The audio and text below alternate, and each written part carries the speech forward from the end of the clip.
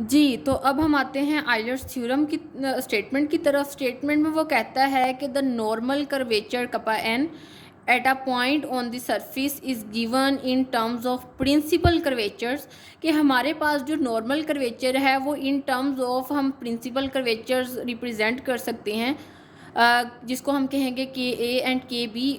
किस फार्मूला से? इससे कि kappa N is equal to kappa A cos square psi plus kappa B sine square psi. यानी कि हमारे पास जो नॉर्मल कर्वेचर है वो हम in terms of kappa A kappa B यानी कि हम प्रिंसिपल कर्वेचर्स की टर्म में मेंशन कर सकते हैं। और इसको हम कहेंगे Euler's formula, where K A and K B are the principal curvatures and psi, यानी कि ये हमारे पास कपा ए जो कपा बी हैं वो प्रिंसिपल कर्वेचर्स हैं। प्रिंसिपल कर्वेचर को मैंने ऑलरेडी एक्सप्लेन कर दिया है। और साई जो है वो एंगल है विच मतलब psi is the angle which the direction D U D V of normal section makes with principal direction D V equals to zero. अगर हम इसकी थोड़ी सी डायग्राम की तरफ आएँ तो बेसिकली वो ये कहना चाह रहा है कि हमारे पास बेसिकली ये दो लाइंस ऑफ कर्वेचर हैं। These are the tangent, this is the tangent line to the U constant and this is tangent to V constant. Okay, और ये वाला डी यू डी वी जो है वो एंगल जो बना रहा है हमारे पास, वो हमारे पास इक्वल है साई के। तो ये थी थ्योरम की स्टेटमेंट कि हमारे पास नॉर्मल कर्वेचर हम in terms of principal curvatures represent कर सकते हैं। अब इसके प्रूफ को देखते हैं। अब वो कहता है let the lines of curvature be taken as parametric curves.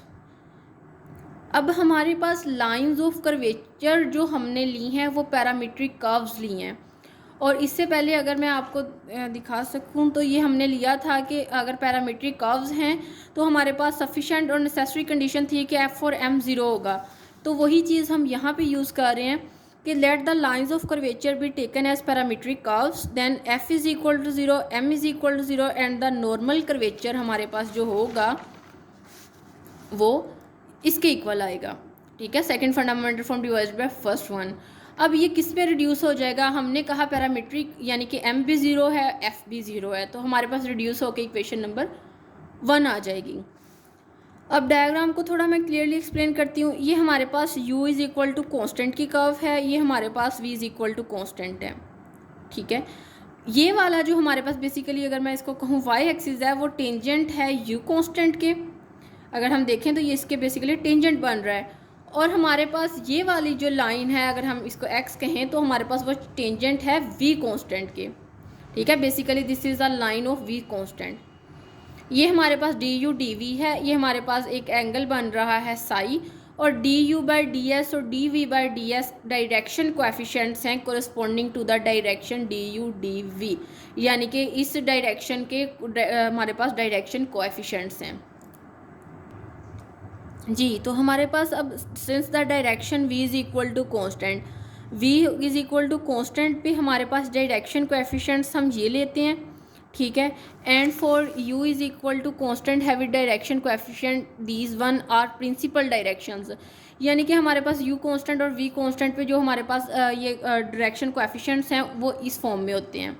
ठीक है, so the curvature for these directions are principal curvatures. अब हमारे पास प्रिंसिपल डायरेक्शंस हैं और प्रिंसिपल कोएफिशिएंट्स हैं, तो हमारे पास जो कर्वेचर होगा वो प्रिंसिपल कर्वेचर होगा। और किस तरह से उसको given by for v is equal to constant. अगर हमारे पास v is equal to constant है तो हमारे पास डी वी किसके इक्वल होता है? ऑब्वियसली कि अगर हम कॉन्स्टेंट का डेरिवेटिव लेते हैं तो वो हमारे पास ज़ीरो के इक्वल होता है। तो इसका मतलब है कि इक्वेशन नंबर 1 हमारे पास किस में कन्वर्ट हो जाएगी? इक्वेशन 1 में हमने डी वी को ज़ीरो करना है, यहाँ पे भी ज़ीरो वैल्यू पुट की, यहाँ पे भी ज़ीरो की, डी यू स्क्वेयर से कट गया और हमारे पास कपा ए की वैल्यू आ गई। और हमारे पास u कांस्टेंट के लिए डी यू ज़ीरो होगा, तो यहाँ से अगर दोबारा देखें तो डी यू ज़ीरो हो जाएगा, डी वी से कैंसिल हो जाएगा, देन कपा बी हमारे पास आ जाएगा n बाई जी।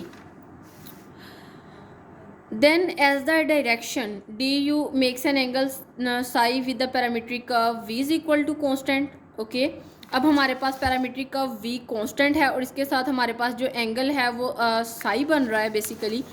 तो हमारे पास ये वाला जो पॉइंट होगा ठीक है। इसके कोरस्पॉन्डिंग हमारे पास कोस साई की वैल्यू जो होगी वो ये है, यानी कि इसको आप याद रखिएगा कि कोस साई मतलब इस तरह से हम रिप्रेजेंट करते हैं, और इसके अलावा जो साइन साई होगा उसकी ये वैल्यू होगी।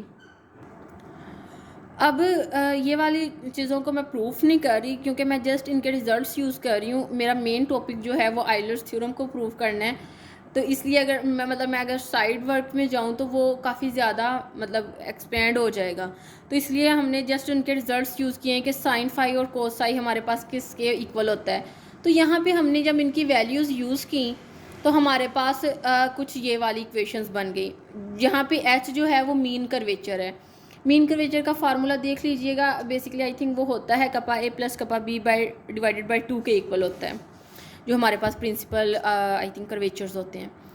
अगेन हमारे पास ये वाली चीज़ हमें पता है, ठीक है, ये हमारे पास फर्स्ट फंडामेंटल फॉर्म से आती है। अब यहाँ पे एफ ज़ीरो है तो रिड्यूस होकर ये वाली इक्वेशन बन जाएगी अगेन फ्रॉम 1। अब इक्वेशन नंबर 1 मैंने ऑलरेडी मेंशन कर दिया है कि कपा एन इसके इक्वल है। अब यहाँ पे अगर मैं 6 को यूज़ करूँ, कहाँ पे यूज़ होगा, इसके बटे में यूज़ होगा, बिकॉज इसकी राइट साइड जो है वो इसके सेम है, तो लेफ़्ट को मैं पुट कर सकती हूँ यहाँ पे, तो ये इसके इक्वल आ गया। अब इसको सब दोनों के साथ सेपरेट लिखा और ये इसका होल स्क्वायर बन गया जी। तो इसके बाद हमारे पास ये आ गया kappa N is equal D U by D S and D V by D S. अब 4 और 5 को हमने यहाँ पे यूज़ करना है। बेसिकली हमारे पास इक्वेशन नंबर 4 जो है वो ये है, यानी कि जब हमने कोस साई फाइंड आउट किया और साइन साई किया तो हमारे पास ये इसके इक्वल है। अब हमने क्या किया, यहाँ पे जब वैल्यूज़ को सब्स्टिट्यूट किया तो एल ओवर ई आ गया। एल था यानी कि वहाँ पे स्क्वायर रूट ऑफ ई था, तो यानी कि स्क्वायर रूट ऑफ ई हमारे पास इधर लेके जाऊँगी तो डिवाइड में चला जाएगा और कोस स्क्वायर साई हो जाएगा। तो सिमिलर वे में हमारे पास ये आ गया। अगर हम 2 और 3 को यहाँ पे मतलब यूज़ करें तो हमारे पास आ जाएगा कपा एन इज़ इक्वल टू के ए cos square Sai and K B sine square Sai. अब इक्वेशन नंबर 2 और 3 हमारे पास क्या थी, basically equation number 2 is this one and 3 is this one, जो हमने वी कांस्टेंट और यू कांस्टेंट लेके किया था, ठीक है।